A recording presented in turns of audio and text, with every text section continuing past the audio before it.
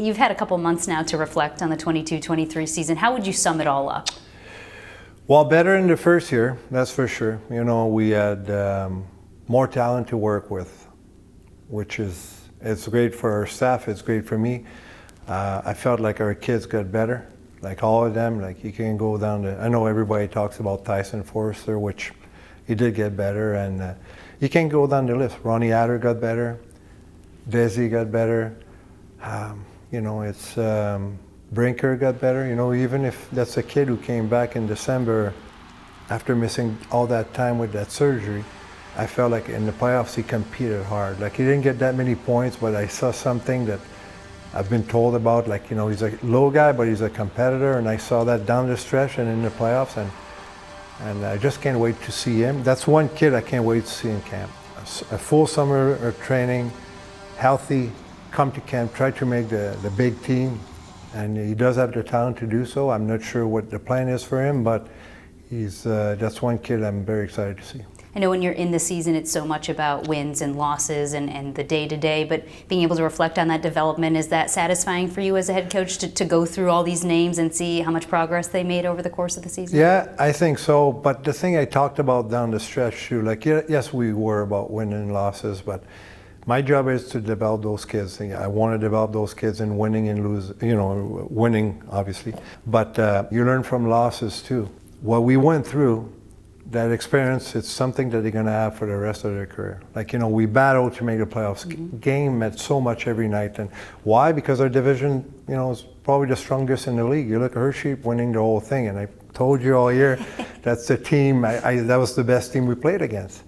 And I feel like those kids, they might not realize next year, they might not realize the following year, but when they're going to go into that grind of fighting for a playoff spot, because it's hard at this level to make it, it's even harder at the next level to make the playoffs. They're going to have experienced it before, so they won't feel like nervous because they've been through it before. Even if it's at the AHL level, something that they lived through it before, so they'll be better because of it, I feel. It was last summer that you sat here and told me you were excited to see Elliot Desnoyers for the first time at the professional level, and boy, did he have a heck of a season. I mean, could you have been more impressed with what he did from start to finish this year? He was great. Yeah. Like, you know what, and I told him that too, and I was watching, last summer I was watching the World Juniors. They had because of COVID, they had it in the summer, and Desi was playing on the fourth line, and he was getting pushed aside, and I'm like, holy cow, that's against junior kids. Like, I was a little bit worried, and he came to us and he showed me the opposite. Like, he was a man, like he was engaging in battles, was winning those one-on-one battles. He's a kid, but he was a man against man, and he showed that he could compete with those guys. And fair enough, I don't think he was on the radar to get called up, and he did. And, you know, deservedly so. Like, he really does, you know, he led our team in scoring goals. He beat a record for a rookie. Yeah, I think it's great.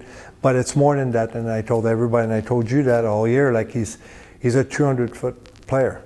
And I know Torts, and Torts love guys like that. You know, you compete defensively, you create, you know, you have more energy to create offense. And Desi, that's in his DNA.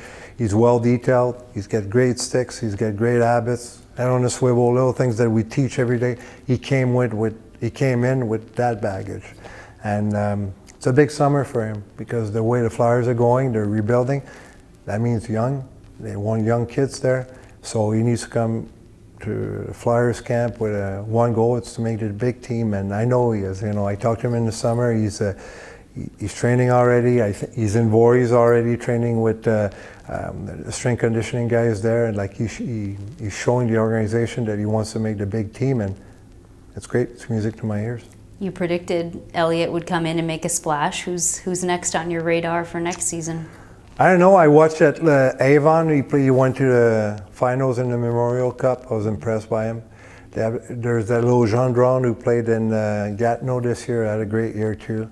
I don't know. It's up to them. Like, at the end of the day, like, those two kids can go back to junior if they come to camp in Philly and show that they want to stay and play the right way and play hard and show that they can compete with those guys. Well, it's going to be an easy answer for us. They're going to stay, but at the end of the day, it's in their hands. And But I'm looking forward to see those guys play. And Avon was hurt last year.